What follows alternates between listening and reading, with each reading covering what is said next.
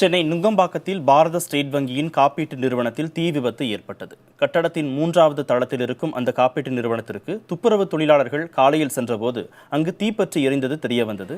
இதுகுறித்து அவர்கள் அளித்த தகவலின் பேரில் 3 வாகனங்களில் சென்ற தீயணைப்பு வீரர்கள் தீயை அணைத்தனர். அருகே கட்டடங்கள் நெருக்கமாக இருந்ததால் தீயை அணைப்பதில் சிரமம் நீடித்தது. தீயணைப்பு வீரர்கள் கிரேன் இல்லாததால் கீழே இருந்தபடியே 3வது தளத்தில் தண்ணீரை பீச்சி எடுத்து தீயை கட்டுப்படுத்தினர். தீ விபத்தை தொடர்ந்து அருகே உள்ள கட்டடங்களில் இருந்த மக்கள் பாதுகாப்பாக வெளியேற்றப்பட்டனர். மின்கசிவு காரணமாக தீ விபத்து ஏற்பட்டிருக்கலாம் என்று சந்தேகிக்கப்படுகிறது.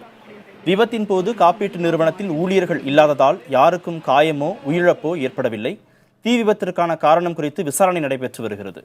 தீ விபத்தால் காப்பீட்டு நிறுவன வாடிக்கையாளர்களுக்கு எந்த விதத்திலும் பிரச்சனை ஏற்படாது என்று அதிகாரிகள் கூறியிருக்கின்றனர். பாதிப்பும் ஏற்படுறதுக்கு வாய்ப்பே கிடையாது. ஏன்னா இது ரீஜனல் ஆபீஸ், அட்மினிஸ்ட்ரேட்டிவ் ஆபீஸ், அவ்வளவுதான். அப்ப வாடிக்கையாளர், ஸ்டேட் பேங்க் லைஃபின் வாடிக்கையாளருக்கு யாருக்கும் எந்த வித ஒரு பிரச்சனையும் வரதுக்கு துளி கூட வாய்ப்பே கிடையாது. அவங்களோட எல்லா டெபிட்ஸும் சேஃபா தான் இருக்கும்.